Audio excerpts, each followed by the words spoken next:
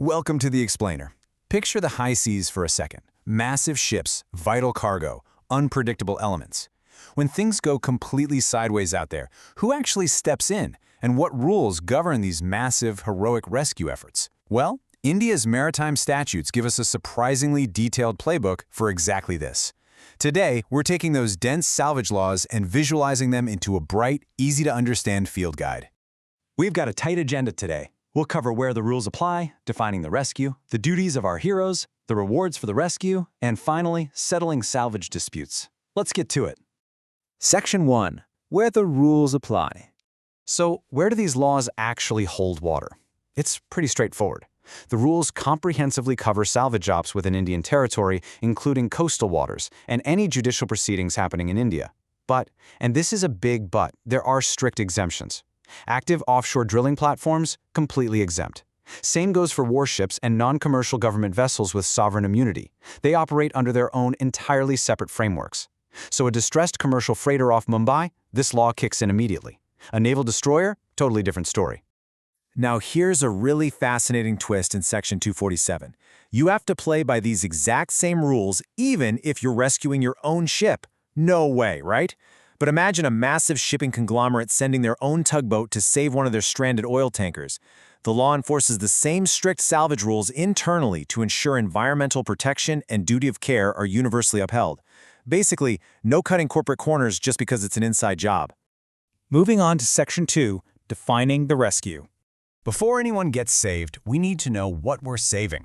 Under Section 248, property isn't just a floating boat. It's literally any property not permanently anchored to the shore. And crucially, this includes the actual cargo or freight at risk.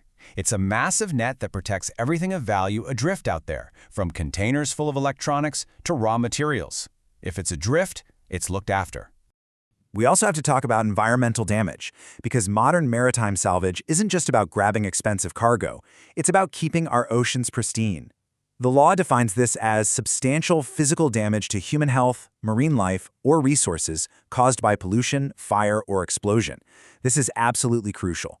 The heroes out there are fighting just as hard to prevent a catastrophic oil spill as they are to save the ship itself. Section 3. Duties of the heroes. Rescues require intense teamwork, and Section 252 legally mandates it. It's a two-way street. The salver has to use due care, coordinate with the Director General, and even let other salvers step in if needed. On the flip side, the ship owner must cooperate fully, provide claim security, and accept the ship back when it's safe. But here is the anchor to the whole operation. Both parties share the exact same legal duty to prevent environmental damage. It's a completely unified effort. Of course, things can escalate fast. When a situation spirals beyond a simple tow, the central government steps in as the ultimate supervisor under Section 254. They can issue binding orders to protect coastlines from pollution, force distressed vessels into ports so they don't sink at sea, and basically direct traffic for salvers and owners. It's a massive, sweeping oversight mechanism to ensure a bad day on the water doesn't turn into a regional disaster. Section 4. Rewards for the rescue. This is honestly the most inspiring part of the whole framework. Section 249 explicitly states that salvage, in respect of the preservation of life, shall be payable in priority to all other claims. Think about that for a second.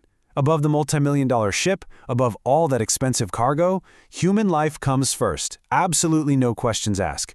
Those who save lives get prioritized when the financial dust settles. So, who actually gets the payout?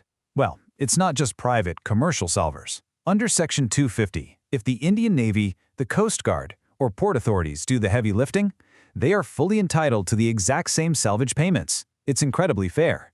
If you put yourself at immense risk out on the waves to save property and protect the environment, you get justly rewarded, period. But there's always a catch, right? Section 253 lays out a really clear boundary. You can't just force a rescue on someone and then demand a huge check later. If a capable captain has, say, a minor engine issue totally under control, and they expressly and reasonably tell an approaching tugboat to stay away, that tugboat can't just latch on anyway. No forced rescues. The master's authority is still respected. Finally, Section 5. Settling salvage disputes. Okay, the sea's calm, the ship is safe. But now everyone's arguing over the bill. What happens next? Sections 256 and 257 give us a simple, three-step escalation path to keep things out of court for as long as possible. Step 1. The Director General steps in to help reach a quiet, amicable settlement. If that doesn't work, Step 2 is arbitration.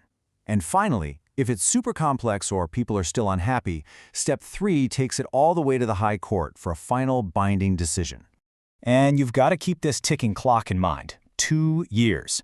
According to Section 258, solvers have exactly 2 years from the completion of the rescue to claim their payment, or the claim completely vanishes. It's a strict statute of limitations that forces timely resolutions, keeps evidence fresh, and stops vague claims from hanging over ship owners forever.